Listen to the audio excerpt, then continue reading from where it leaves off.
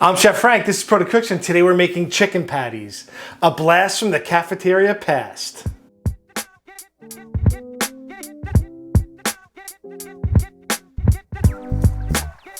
Something you might not know about me is that I teach culinary arts in a middle school for my day job. So it's kind of strange going back to middle school because my middle school memories, I do think of food a lot, right? That cafeteria pizza, the cafeteria food in general, it wasn't great, but for some reason it sticks in my head as something that I've always been drawn to.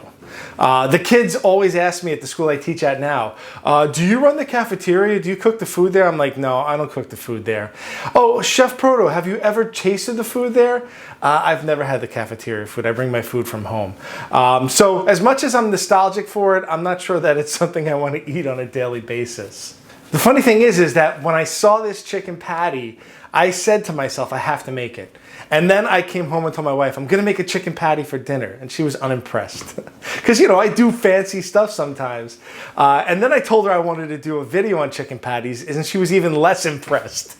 But I really love the texture, the flavor, and the ease of this chicken patty. So I hope you guys enjoy it as well. And I hope I can prove her wrong by doing this video. So I need a lot of views, a lot of likes, and a lot of thumbs up that you've had the same kind of like pull towards middle school food that I do.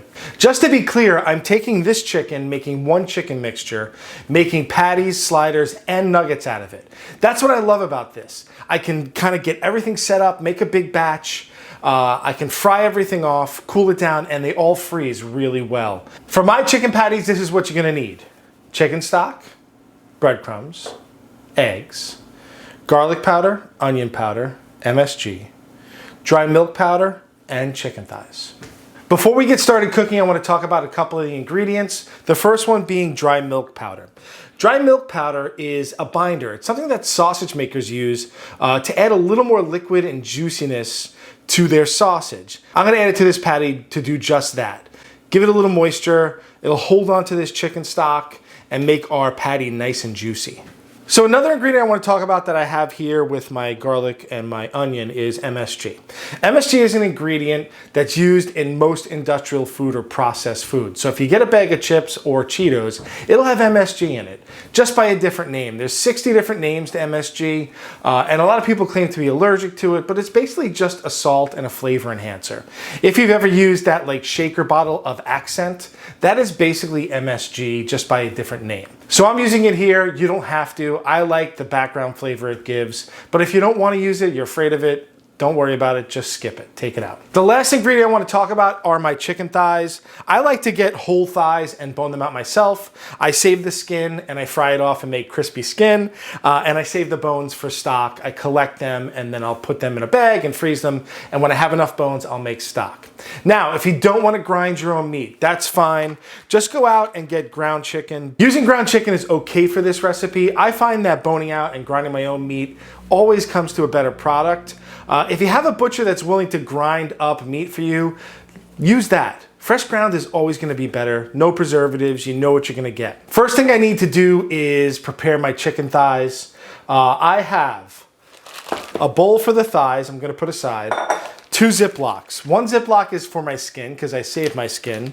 And I'm going to just open it up and fold it out so that I don't get a lot of chicken grease. And I put this on the side. And then I have another Ziploc bag for my bones. Again, I fold it inside out so I don't get it all chickeny on the outside, right? So what I like to do first is this. Pull off the skin. And the skin comes off pretty easily, right? You don't really need to cut that much. Just like little nips here and there. So I take the skin off, put it into my little bag, and then what I can do is start to take the meat off the bone. And what I do is this. I find the 2 joints that this bone has. I kind of push the meat aside with my fingers. The back of my knife rests on the bone, right? And I free the bone, and then the front of my knife rests on that bone. So now you can see that I have the bone fairly clear. Turn it, pinch underneath. Once I pinch, I stick my knife through, take off that cartilage, and then scrape down. Get all that cartilage off. This is a little bit of meat and cartilage. I'm not worried about that because I'm going to use this for stock. And I put it into my bag. And then what I'm going to do with this is cut it into strips. so that it goes into my grinder nice and easy, and put that into my bowl. Okay, so let's do that a few more times at a faster pace. I like to take off my skin first. I have a sharp boning knife. I don't like flexible boning knives. I like firm boning knives. If there's a little bit of meat on your skin, it's not a bad thing. It's actually pretty delicious. So I turn this over. I'm gonna run my knife down the bone, so the back of my knife is touching the bone, and then the front of my knife is touching the bone. So the bone is my guide. Turn it around, poke my knife through, push the meat down, and then get the thigh bone out, and then cut this into strips. If there's any excess fat on here, I leave the fat on because that just makes our patties a little juicier. I'm on my last thigh, and I forgot to talk about my cutting board. I have a red cutting board here. Sometimes in restaurants and hotels and institutions, they'll have red cutting boards for meat, and that's what I like to do in my house. I have a green one for vegetables, a red one for meat, and I like the plastic ones for meat, especially raw meat, better than I like wood, because wood is hard to clean, whereas I can take this cutting board, I can throw it in the dishwasher and sanitize it. You can see that it's kind of beat up. I use it a lot, right? So this is my nice display cutting board, whereas the plastic cutting boards are my everyday uses. I know I stated this earlier that I like to butcher my own chicken thighs, but this is the main reason why. I get 3 products. I get my thigh meat, I get my chicken skin, which is a really nice treat when you fry it up, or you can bake it in the oven and make it crisp, and I get my chicken bones. And thigh bones have a lot of cartilage, a lot of kind of meat on them, so it makes a really good stock. So that's just another reason why I like to grind my own meat. All right, it's time to grind our chicken thighs. I have a grinder. This is for my KitchenAid. I like the metal one. It's a little more expensive, but it's worth the investment.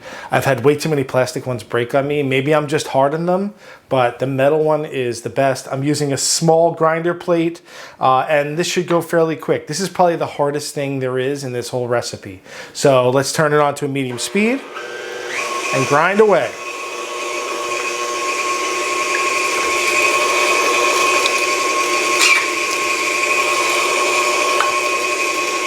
Whenever I grind, I try and cut my meat into strips instead of cubes. A lot of people will cube it up and put it into the grinder, but what I find, cutting in strips is less work and it feeds into the machine. Once it grabs here, it'll feed the rest into the machine, so it's a little less work on the grinding end. So cut into strips, not cubes. So when I get to the end here, I like to take out my plunger, put a little crushed ice in, not a lot.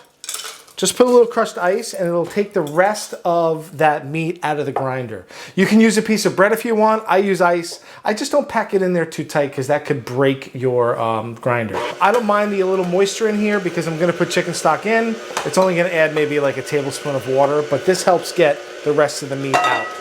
So like I said earlier, the grinding is the hardest part. Mixing it up is super easy. First thing I'm gonna do is a little salt and pepper. Salt and black pepper. And then I'm gonna add all my spices and my MSG, my milk powder, my breadcrumbs. Get those all in there. My egg. I'm gonna put a glove on. I'm gonna add my stock and mix this really well. At first, the mixture is gonna seem a little wet, and that's okay. I'm gonna let this sit after I mix it for about 10 minutes, and you'll see that it gets really firm. So right now, it's super kind of wet, and that's okay, but the milk powder and the breadcrumbs are gonna do their work. So if you let it sit for a few minutes, it will kind of stiffen up and be easier to scoop out for making patties and nuggets. Make sure it's mixed really well, and I'm gonna put it in the fridge for about 10 minutes, just so that it can kind of get a little firm. And then we can scoop. The mix has been sitting in the fridge for about 10 minutes and it's time to scoop. Now, I love these scoops. This is an ice cream scooper or a disher, more particularly for portioning stuff out. You'll see in restaurants and institutions and places that serve food that they have scoops like this, basically to portion stuff out. I use this for cookies, I use it for meatballs, I use it for pretty much anything that is an easily scooped portion, and this is a 1 ounce scoop. So, for my nuggets, I'm doing 1 ounce. For my sliders, I'm doing 1 ounce. And for my patties, I'm gonna do 3 ounces. So, for a patty, I'm gonna take 1, 2, 3 scoops, And then it's gonna go directly into, kind of mush it together, and it's gonna go directly into my breadcrumbs. All right, 1, 2, 3. 3 scoops, kind of mush it together and go into my breadcrumbs. And then for my sliders and for my nuggets, just get it into the scoop and plop it in. Right? I found that not doing a breading procedure and just putting it into plain breadcrumbs works really well for this. So you don't have to do the flour, egg, and breadcrumb thing. You can basically just scoop into the breadcrumbs, and the mixture is sticky enough so that it will stick to the chicken mixture. Now that I have everything scooped into my breadcrumbs, I'm going to take a little breadcrumbs, put them on a tray, just so that it has like kind of those non-stick properties there. And I'm gonna just kind of roll them in the breadcrumbs. This will make a mess, right? So for my sliders, in the breadcrumbs, pat them out, and that'll be my little sliders, right? And then for my nuggets, I'm just gonna kind of do a little thicker. And you know, you can form those into any shape you want. I'm just gonna do kind of the traditional nugget shape there. And then patties, the same thing, right? Just take our patties, kind of roll them into our breadcrumbs, flatten them out, and then put them on your tray as well. At this point, I like to cook them. I don't necessarily want to freeze them in the raw state. So if I do freeze these, I'm gonna cook them first, chill them down, and then freeze them. And there are my patties. It's time to fry. I have some vegetable oil heating up. It's gonna be about 350, 375. I have a sheet tray with napkins or paper towels. You can use a rack if you want, but I do like to use paper towels or napkins more. I have a fish spatula. This fish spatula has been through it. This is the fish spatula I used when I was a cook, so it's a bit of a mess. But what I like about it is as I scoop out, it drains things off really well. So my oil is hot. I'm going to add in my patties. And the challenge here is to have your oil at the right temperature so that the patty cooks in the interior and gets crispy on the exterior. So we're just gonna let it go. I have it on medium-high heat, and all we really have to do is wait and turn it. You notice I'm frying in a pan. I don't need that much oil in a pan. I don't necessarily need to deep fry. This is kind of like a modified shallow fry. So once they get golden brown on one side, I usually put it on the edge and let it slide in so I don't splash myself with the oil. So flip it and just let it turn over. So these can come out. I just drain them on the side of the pan a little and put them onto my towels and then flip them, right? I like to get both sides on the towels. I like to give my oil a minute or two to recover, something called recovery time, so that we're not throwing in our chicken at a very low temperature and they get greasy. You want them to go in and you want them to bubble just like that. So make sure you're not just doing batch after batch. Give your oil a little time to recover. One thing I tell my students all the time is that when you're frying, bubbles are good.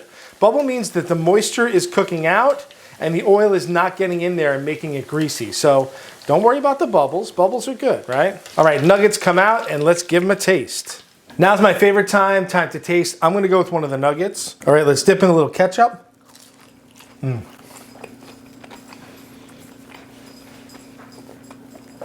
Crunchy exterior, soft interior. It's not as bouncy and rubbery as the stuff you buy in the store. Got some great chicken flavor, great texture. And they're super easy to make. What's great about them is that you can make them, fry them, cool them down, freeze them. They make a great quick dinner during the week, a great snack after school. And it's basically not buying processed food. It's making the food yourself and knowing exactly what's in it. I hope you enjoyed this video. If you did, give us a thumbs up, like, and subscribe. We have merch in the description down below. We have a P.O. box down there as well. I want to thank our Patreon patrons for supporting us. We really appreciate it. And that is my take on the chicken patty, the chicken nugget, and the chicken slider. I'm Chef Frank. This is Protocooks. Have a good one.